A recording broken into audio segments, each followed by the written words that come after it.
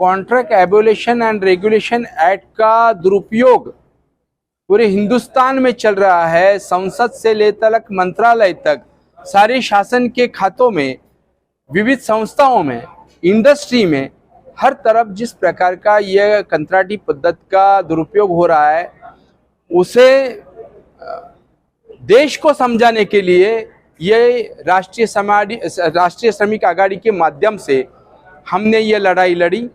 Pimpri Chinchwad municipal corporation के जो सफाई कर्मचारी, कंत्राटी कर्मचारी सालों साल से काम कर रहे थे, उनका 1998 से ये लोग वहाँ पे काम कर रहे थे। सफाई का 572 लोग जो राष्ट्रीय श्रमिक आघाड़ी के सभासद हुए, उनको परमानेंट करो।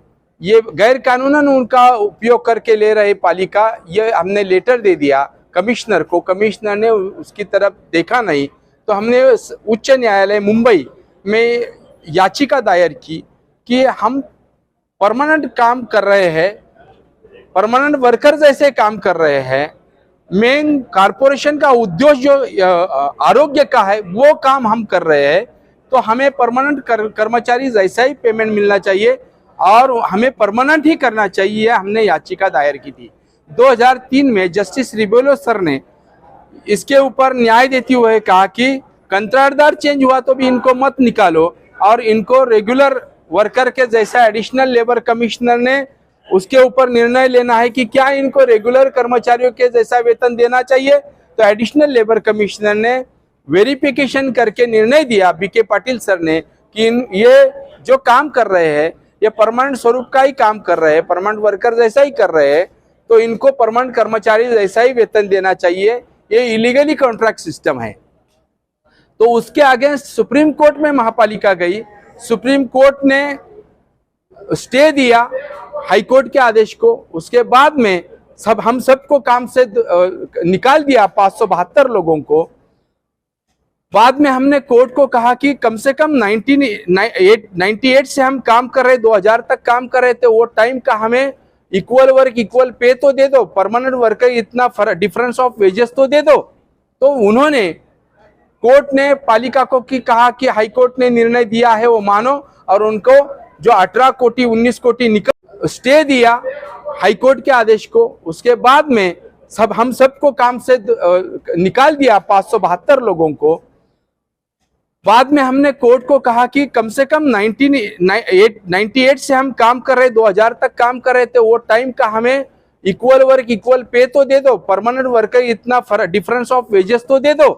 तो उन्होंने, कोर्ट ने पालिका को कहा कि हाई कोर्ट ने निर्णय दिया है वो मानो, और उनको जो 18 कोटी 19 कोटी निकल रहा है वो डिफरेंस इन लोगों को बांट दो, दे दो।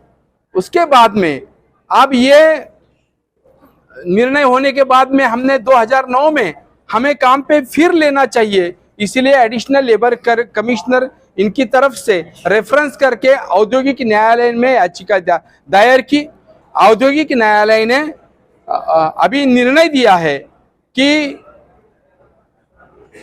सुप्रीम कोर्ट और हाई कोर्ट का निर्णय देखते हुए, कंटेम्प्ट पिटीशन का निर्णय देखते हुए 19 कोटी रुपए इन लोगों को आपने दिए हैं, आपका और कर्मचारियों का, आयुक्त पिंपरी चिंचवड़ और कंत्राटी कर्मचारियों का रिलेशन मालिक और नौकर का है। तो अब ये सब जितने भी आदेश है, जितने भी वेरिफिकेशन है, ये देखते हुए, जो पुरावे है वो देखते हुए, आदरणीय औद्योगिक न्यायालय के गौतम साहब, इन्होंने निर्णय दिया कि 2004 से इनको वापस 22 तक आप उनका परमानेंट वर्कर जैसे तनख्वाह दे दो और उनको तुरंत परमानेंट कामगार करके काम पे ले लो।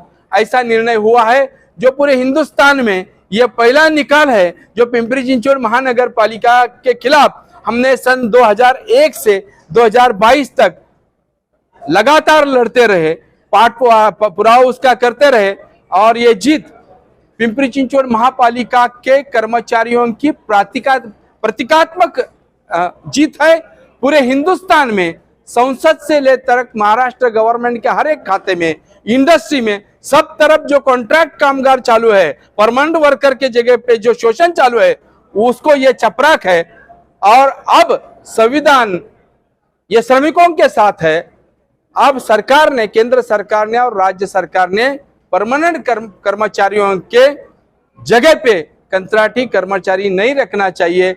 इसके लिए सीख है, अदरवाइज 4 गुना ज्यादा पैसा देकर कर्मचारियों को देना पड़ेगा। ये जनता का पैसा है, उसका अपव्यय हो जाएगा। यही मैं कहूंगा। धन्यवाद।